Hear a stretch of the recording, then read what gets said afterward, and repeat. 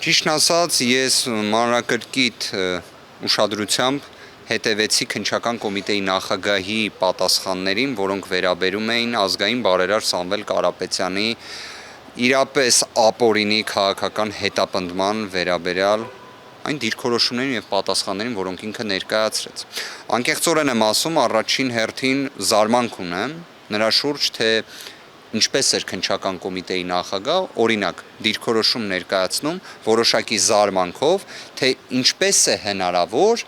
այս քրեական վարույթի շրջանակներում, օրինակ, կոչի դրվագը հիշեցման կարգով մեր ձևով կմասնակցենք եկեղեցու պաշտպանությանը նախադասությունը ըստ քննչական մարմնի եւ դատախազության հանդիսանում է իշխանությունը բռնությամբ զավթելու կոչ։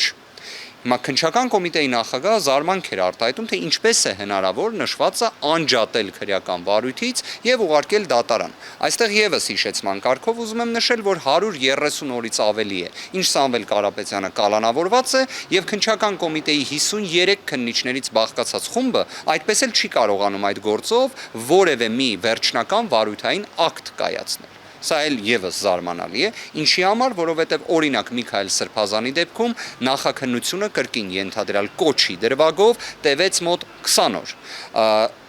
Հանրային գործիչ նախկին падգամավոր Ռուբիկ Հակոբյանի վերաբերյալ դրվագը կրկին ենթադրյալ կոչի վերաբերյալ տևեց կրկին մոտ 20 օր։ Բայց Սամվել Կարապետյանի դեպքում ստացվում է այն տևում է 130 օրից ավելի եւ այդպես էլ որևէ մի վերջնական վարույթային ակտ չկա։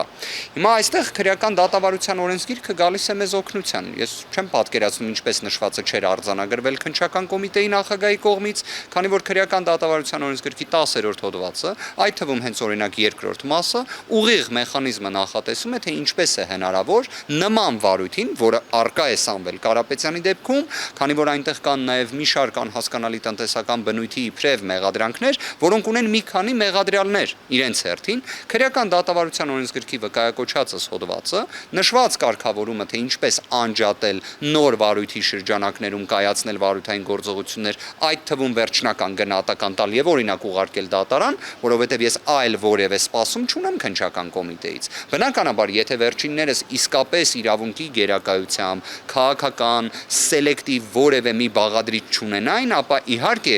պետք է քրեական հետապնդումը դադարեցնեին ընդհանրապես, բայց մենք նման ակնկալիք չունենք էլ։ Ի վերջո այս 5 ամսվա նախաքննությունը ցույց է տալիս, որ այստեղ նպատակը բնավ իրավական process-ը չէ։ Այստեղ նպատակը հաշվեհարդարն է, քանի որ հունիսի 17-ին նման խոստում էր տրվել։ Մյուս հանգամանքը, որ ուզում եմ այսպես մի քիչ իրավական տեսանկյունից հենց ուղիղ ընդգծեմ,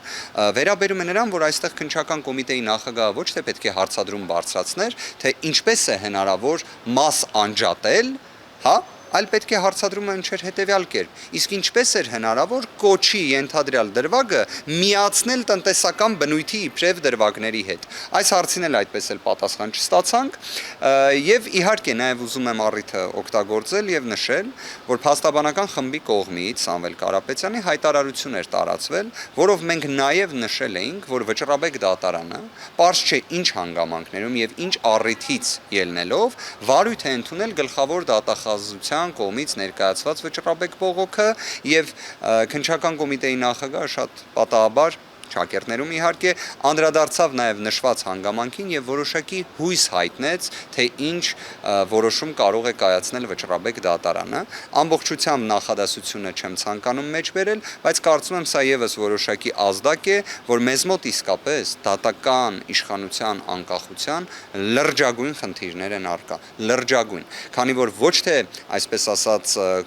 սուբյեկտիվ դիրքորոշում եմ ներկայացնում, բայց պատկերացրեք, մենք եւս ներկայացրել էինք Վճռաբեկ բողոք։ Մեր կողմից ներկայացված Վճռաբեկ բողոքը վերաբերում էր իրավունքների պաշտպանությանը, Վճռաբեկ դատարանի նախադեպային որոշումներին հակասող դատական ակտերին, կալանքը ամեն գնով կիրառելուն։ Սրանք բոլոր իրավական հարցեր են, որոնց վերաբերյալ Վճռաբեկ դատարանը նախադեպային դիրքորոշումներ ունի, որոնք խախտվել են այս գործով։ Սամվել Կարապետյանի գործով խախտվում են նաեւ Վճռաբեկ դատարանի վերջին 1 տարվա ընթացքում ընդունված նախադեպային կամ միատեսակ պրակտիկա ապահովող որոշումները։ Եվ մեր բողոքը վարույթ չի ընդունվում, բայց դատախազության ներկայացրած բողոքը, որը հասու է նաև մեզ, որտեղ թվարկածս որևէ մի հարց չկա,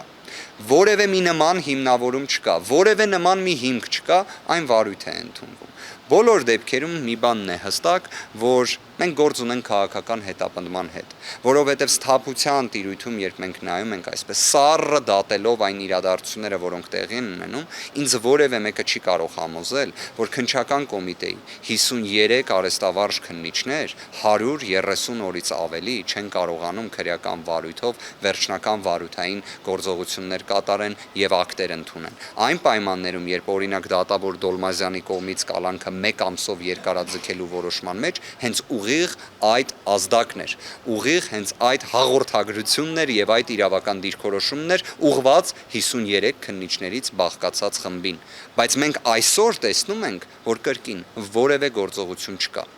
որևէ մի վարույթային գործողություն չկա։ Ես ամենայն պատասխանատվությամբ հայտնում եմ 2025 թվականի հոկտեմբերի 11-12-ից մինչ օրս որևէ վարույթային գործողություն Սամվել Կարապետյանի կամ իր պաշտպանների մասնակցությամբ տեղի չի ունեցել։ Իսկ նույն հոկտեմբերի 11-ի վարույթային գործողությունը, հնարավոր է հոկտեմբերի 11-ը կամ 10-ը նույնիսկ, վերաբերում էր հերթական, տարօրինակ, անհասկանալի Սամվել Կարապետյանի հետ ոչ մի առնչություն չունեցող տնտեսական բնույթի մեղադրանք առաջադրելուն։ Դա բովանդակային վարույթային գործողություն չի։ Քննիչը այլ ելք չունի։ Եթե մեղադրանք են ներկայացնում, ապա պարտավոր են գալ եւ ներկայացնել։ Դա ինքնին վարույթային գործողության միայն ձևական կոմպոնենտն է, այսինքն հարցաքննություն, առերեսում, նման տեսակ ակտիվ վարույթային գործողություններ ընդհանրապես չկան։ Չկան իդեպ 2025 թվականի հուլիս ամսից։ Հուլիս ամսին էլ նման վարույթային գործողություն տեղի էր ունեցել բացառապես մեր միջնորդության հիման վրա։